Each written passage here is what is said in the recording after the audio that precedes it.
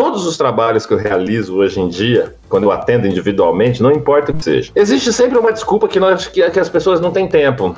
Eu não tenho tempo para fazer isso, eu não tenho tempo para fazer aquilo, eu não tenho tempo. E existem uns aplicativos que você entra no seu celular e você consegue avaliar quanto tempo você gasta em redes sociais. Todas as pessoas, todas, sem exceção, eu já fui fazer essa análise individualmente. Nós percebemos que essas pessoas passavam mais tempo nas redes sociais e que se elas tirassem um pouco desse tempo das redes sociais para o que realmente importava, daria tempo de fazer o que era preciso fazer.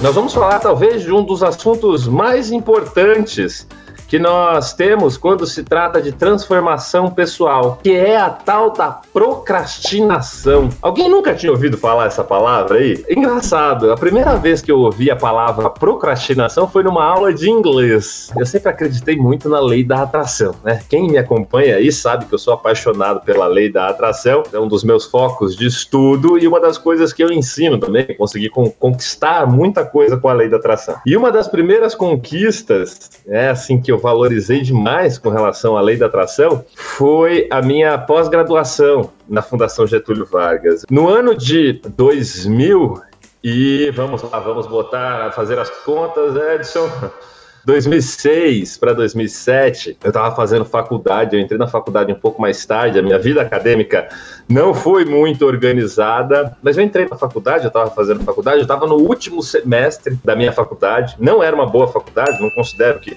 era uma faculdade que ensinava muito, e no último semestre chegou um professor e ele, dando uma aula, ele tentou nos vender a pós-graduação da faculdade que eu estudava. E ele falou uma frase que me marcou no dia, olha só, presta atenção, ele falou: a nossa pós-graduação é igual a da FGV, da Fundação Getúlio Vargas, só não tem a grife. Nessa hora eu pensei comigo, meu amigo, não vem mentir pra gente, eu sei que a FGV é uma das melhores faculdades do Brasil, talvez do mundo. Tem alguém da FGV aí? Eu trabalhava, quer dizer, nessa época eu não trabalhava, calma. Eu fui trabalhar na Fundação Getúlio Vargas depois, mas eu tinha uma imagem da Fundação Getúlio Vargas. E na hora que ele falou isso me levou a trabalhar lá, olha só como foi louco. Na hora que ele falou isso, eu falei, eu vou estudar na Fundação Getúlio Vargas. O valor do meu salário era mais ou menos 1/3 do que custava a pós-graduação da Fundação Getúlio Vargas. E olha que maluco. Coincidências, se você acredita nelas, vou resumir a história aqui. 6 meses depois, eu estava trabalhando na Fundação Getúlio Vargas e eu tinha a oportunidade de ganhar bolsa para aquela pós-graduação. E eu estava numa aula do cursinho para passar no vestibular, porque tinha vestibular para fazer aquela pós-graduação, e foi a primeira vez, numa aula de inglês, para poder passar no vestibular, de interpretação de texto em inglês, eu li um texto sobre procrastination. Eu nunca tinha ouvido falar essa palavra, mas quando eu li aquele texto, eu falei, esse cara sou eu. Foi procrastinação, deixar as coisas para depois. Alguém aí tem essa mania de deixar as coisas para depois? Isso foi há cerca de 14 anos atrás, só que a palavra procrastinação foi ganhando notoriedade, as pessoas deram um nome a esse ato de adiar responsabilidades e tarefas, deixar para a última hora ou até depois do prazo. É o famoso empurrar com a barriga. Tem um artigo que eu li há um tempo atrás, chamado Repensando a Procrastinação, Rethinking Procrastination, foi escrita por duas autoras, a Angela Chu e a Jean Choi, e foi publicada no The Journal of Social Psychology. E esse artigo traz uma visão muito legal da procrastinação, olha só. Nesse artigo, essas duas autoras propõem que existem 2 tipos de procrastinação e que nós provavelmente temos uma das duas em nossas vidas, ou até as duas. A primeira delas, às vezes faz sentido aí para você. Eles chamam de procrastinação passiva, quando você adia tarefas por dificuldades de tomar decisões ou de enfrentar desafios. Então eu fico adiando aquilo porque eu não quero tomar decisões nem enfrentar desafios. Isso é uma procrastinação passiva. O segundo é a procrastinação ativa,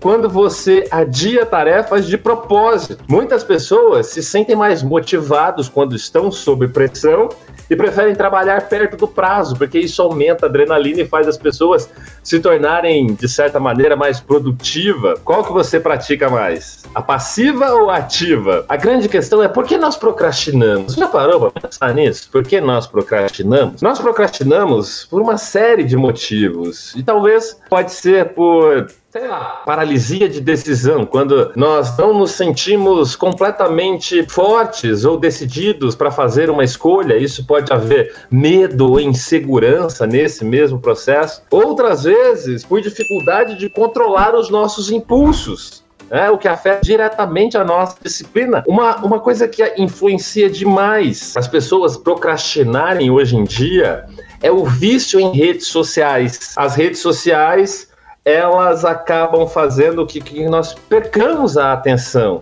Quem aí entra na rede social para dar uma olhadinha e quando vai ver, passam-se 10 ou 15 minutos. Todos os trabalhos que eu realizo hoje em dia, quando eu atendo individualmente, não importa o que seja, existe sempre uma desculpa que as pessoas não têm tempo. Eu não tenho tempo para fazer isso, eu não tenho tempo para fazer aquilo, eu não tenho tempo. E existem uns aplicativos que você entra no seu celular e você consegue avaliar quanto tempo você gasta em redes sociais. Todas as pessoas, todas, sem exceção, eu já fui fazer essa análise individualmente, nós percebemos que essas pessoas passavam mais tempo nas redes sociais e que se elas tirassem um pouco desse tempo das redes sociais para o que realmente importava, daria tempo de fazer o que era preciso fazer. Muitas pessoas também podem procrastinar por conta dessas distrações, podem ser redes sociais ou pode ser outras coisas da vida. As pessoas dedicam tempo a outras coisas. Tem gente que, dependendo da atividade que tem que fazer, escolhe até tarefas que não gostam tanto para não fazer aquilo que precisa ser feito, que vai levar ao objetivo. Quem aí não prefere, às vezes, lavar uma louça, fazer algum tipo de atividade que não é importante para atingir seu objetivo, mas você fica caçando coisa para fazer para não fazer aquilo que precisa ser feito. A grande questão é, tem gente que fala que não tem concentração. Eu não consigo me concentrar. Não tenho concentração. Todo mundo tem concentração. Todo mundo tem força de vontade. Você imagina o seguinte aqui, imagina que você quebra seu braço, ok? E aí você precisa ficar com seu braço engessado, durante 2, 3 meses. Estou sendo aqui pegando pesado, tá?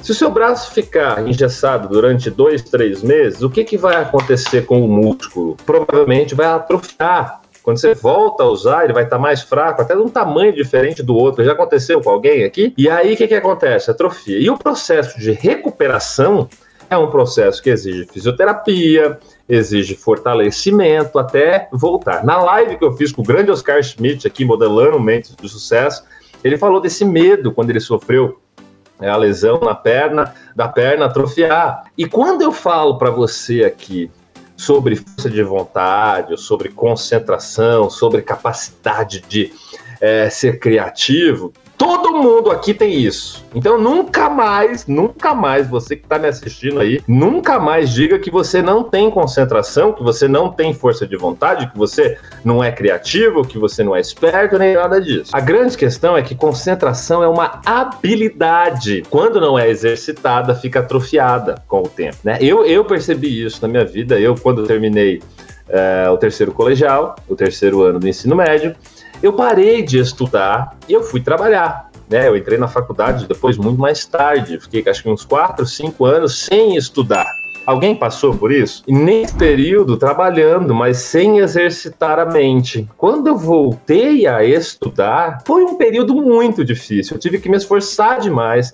A minha mente tinha uma dificuldade muito grande em guardar as coisas, a memória também precisa ser treinada e fortalecida. Nós precisamos entender isso. E existe um grupo de pessoas que procrastinam por serem perfeccionistas. Isso mesmo, tem gente que procrastina porque é perfeccionista. Quem é perfeccionista e deixa de fazer as coisas porque muitas vezes tem medo de fracassar diante de uma nova situação assustadora, então prefere deixar para depois, porque se não for perfeito, eu nem vou fazer. Quem é assim? Eu passei por isso durante muito tempo. Por isso que eu implementei um norte na minha vida. Uma frase que eu carrego comigo sempre: o feito é melhor que o perfeito. Muitas vezes as primeiras versões, o que a gente faz as primeiras vezes, não é o melhor que pode ser. Mas faça! E eu falo bastante isso: o feito é melhor que o perfeito. O pessoal que trabalha comigo já está acostumado.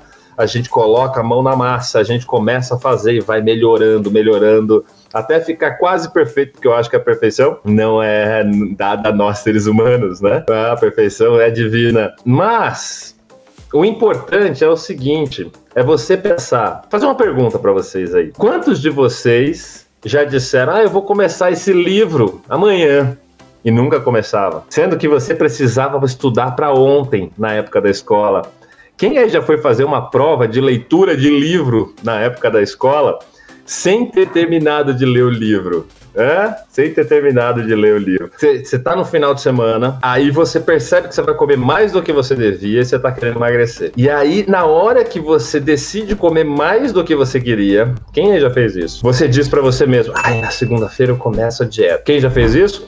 É como se na hora que você diz pra sua mente, na segunda-feira eu começo a dieta, te deu permissão para você enfiar o pé na jaca. Quem já passou por isso? A grande questão, isso aqui é uma grande mentira.